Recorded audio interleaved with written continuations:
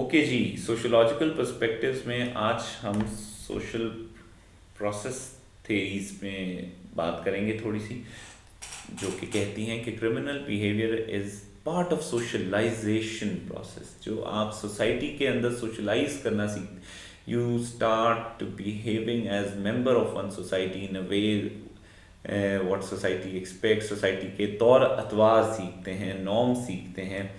तो उस दौरान आप कुछ क्रिमिनल बिहेवियर इख्तियार कर लेते हैं। ये सोशल प्रोसेस थेरीज कहती हैं। इसमें एक सोशल लर्निंग थेरी है, सोशल कंट्रोल थेरी है, सोशल रिएक्शन थेरी है, जिसको लेबलिंग थेरी कहते हैं। तो ये तीन आम थेरीज हैं, हम इनको पढ़ते हैं one by one. Social learning theory, social learning theory के जो प्रोपोनेंट्स हैं वो बिलीव करते हैं कि क्राइम जो है वो लर्निंग से हासिल एक तरह से क्रिमिनल टेंडेंसीज लर्निंग से आप सीखते हैं। सोशलाइजेशन के दौरान जब आप वैल्यूज़, नॉर्म्स, बिहेवियर्स को लर्न कर रहे होते हैं, आप दूसरे लोगों से सीख रहे होते हैं, इंटरनलाइज कर रहे होते हैं, तो उसी दौरान क्रिमिनल टेंडेंसीज भी आप लर्न कर रहे होते हैं। ठीक है जी। Social learning can involve the actual techniques of crime. तो जो भी टेक्निक्स हैं क्राइम कमिट करने की, किसी की ठुकाई करनी है, उसको मारपीट करनी है, किसी को आपने स्ट्रीट क्राइम आपने होता हुआ देख रहे हैं अपनी सोसाइटी में, और आप देख रहे हैं कि दैट्स फाइन। बंदूक की नोक पर, असले के जोर पे आप किसी को छीन सकते हैं, so you can even learn that. तो तीन लर्निंग की जो थेरीज हैं prominent, differential association, differential reinforcement और न्यूट्रलाइजेशन। हम इनमें से आपके कोर्स के हिसाब से डिफरेंशियल एसोसिएशन थेरी पढ़ेंगे, जिसे एडविन सदरलैंड ने प्रपोज किया इनिशियली। उन्होंने 1939 में अपने प्रिंसिपल्स ऑफ क्रिमिनोलॉजी के अंदर इसके बारे में बात करना शुरू की, और फिर फाइनल वर्जन जो है वो 1947 में आया। ये क्रिमिनल बिहेवियर की मोस्ट इंड्योरिंग एक्सप्लेनेशंस में से एक है।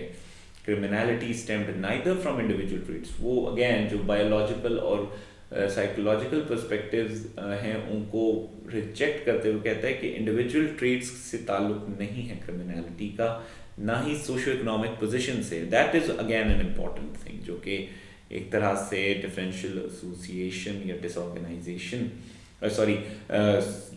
Social disorganisation theory, social strain theory से ये डिफर करती है डिफरेंशियल एसोसिएशन थेरी के। सोशो इकोनॉमिक पोजिशन का लेना देना कम है। Instead he believed it to be a function of a learning process. सीखते हैं, आप अडेप्ट कर रहे होते हैं, इंटरनलाइज कर रहे होते हैं क्रिमिनल बिहेवियर को अपने अंदर, that could affect any individual in any culture. Acquiring the behaviour is a social learning process, not a political और लीगल प्रोसेस।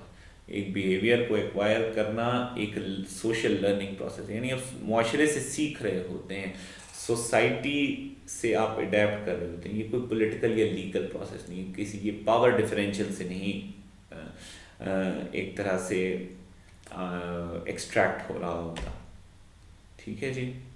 क्रिमिनल बिहेवियर, अच्छा, अब डिफरेंशियल थ्योरी के कुछ एक तरह से आप कह लें पोस्टुलेट्स हैं, कुछ इंपॉर्टेंट उसकी पॉइंट्स हैं। Criminal behaviour is learned, criminal behaviour सीखा जाता है। ये तो एक तरह से मेन उसकी बात है, क्योंकि ये सोशल लर्निंग थ्योरी का पार्ट है, नॉट एन इनहेरिट कैरेक्टरिस्टिक। कोई आप अपने जीन्स में लेकर नहीं आए हैं क्रिमिनल बिहेवियर, या आपके ख़ानदान में क्रिमिनलिटी नहीं चलती आ रही, अनलेस कि आप उसको अपने किसी रिश्तेदार से देख can be learn same manner as any other learn behaviour skill. आप लिखना पढ़ना सीखते हैं, पेंटिंग करना सीख लेते हैं, सिटी बजाना सीख लेते हैं लोग, कुछ लोग कोडिंग सीख लेते हैं, कुछ लोग इवन सिर्फ ऐसे ही बाकी लोगों को, क्योंकि वो जल्दी नाराज़ होता देखते हैं ना, तो इवन वो जल्दी नाराज़ हो जाता है। तो ये बिहेवियर हो गया, स्किल मैंने आपको बता दी। इसी तरह से आप क्रिमिनल बिहेवियर को भी सीख सकते हैं। Learning is a by product of interaction. तो ये नहीं है कि आप एक्टिवली लर्न कर रहे हों, आप एक्टिवली इंटरेक्ट कर रहे होते हैं, लोगों से बात कर रहे होते हैं, उनके साथ उठ रहे होते हैं, बैठ रहे होते हैं। Learning of this criminal behaviour ये एक बाय प्रोडक्ट है, आप कॉन्शियसली एक तरह से इसको नहीं कर रहे होते, या आप क्रिमिनल बिहेवियर सीखने के लिए उठ बैठ नहीं रहे होते, वो लेटर स्टेज है.